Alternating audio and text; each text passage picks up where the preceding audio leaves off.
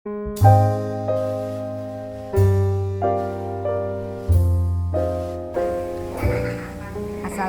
warahmatullahi wabarakatuh. Saya akan menjelaskan tentang komponen ECU beserta fungsinya. Disusun oleh Ramadan, Randy Tresna Putra, dan Randy Anggara.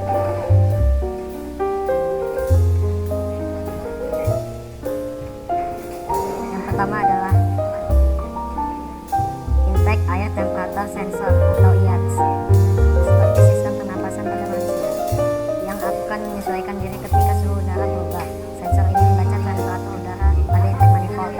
Temperatur berpengaruh pada kekerabatan udara dan kandungan oksigen yang masuk ke ruang bakar.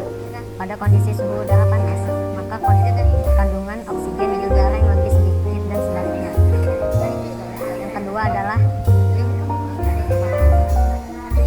Total Position Sensor atau TPS.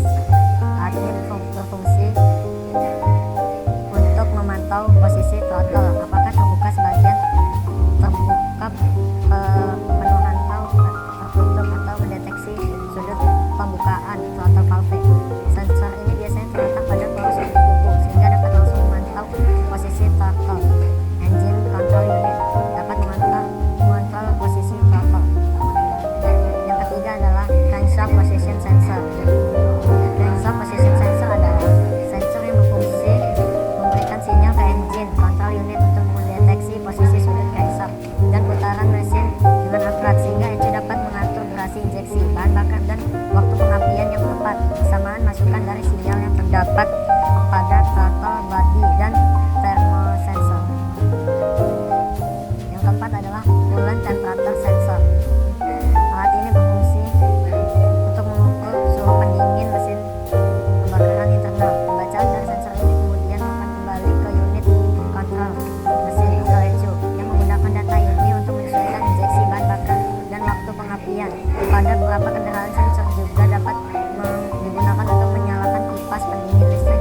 Data juga dapat digunakan untuk menyediakan bacaan untuk mengukur suhu pendingin di dashboard.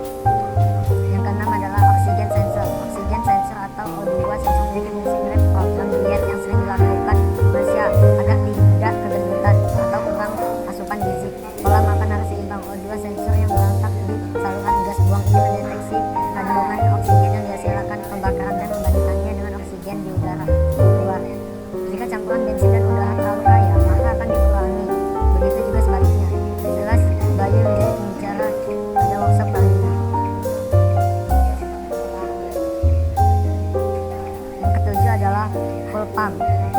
Full pump ini terletak di dalam tangki kendaraan dan berfungsi untuk memompa bahan bakar dari fuel tank menuju injektor secara langsung dan menginjeksikan ke ruang pembakaran dengan tekanan yang telah ditentukan. Yang kedelapan adalah injektor. Fungsi dari injektor yaitu menyemprotkan bahan bakar ke dalam ruang bakar dengan merubah partikel menjadi kabut. Dengan proses pengkabutan tersebut, mesin akan dapat mudah terbakar pada ruang bakar. Injektor tidak menyedot bensin dengan sendirinya, melainkan bensin mengalir ke injektor karena akibat adanya tekanan dari full pump. Jadi kalau tidak ada full pump, injektor tidak akan berfungsi dengan maksimal. Yang kesembilan adalah ignition coil. Ignition coil berfungsi untuk menaikkan tegangan dari 12 V menjadi 1000 volt. Bahkan lebih tegangan tinggi ini digunakan untuk menghasilkan loncatan bunga api yang kuat pada busi di dalam ruang bakar. Yang ke-10 adalah idle speed control. Idle speed control difungsikan untuk mengatur besarnya udara yang diberikan pada saat putaran idle. Idle speed control dipasangkan pada sisi bagian bawah throttle chamber. ECU hanya mengoperasikan katup ISC untuk membuat idle up dan memberikan umpan balik untuk mencapai target putaran idling.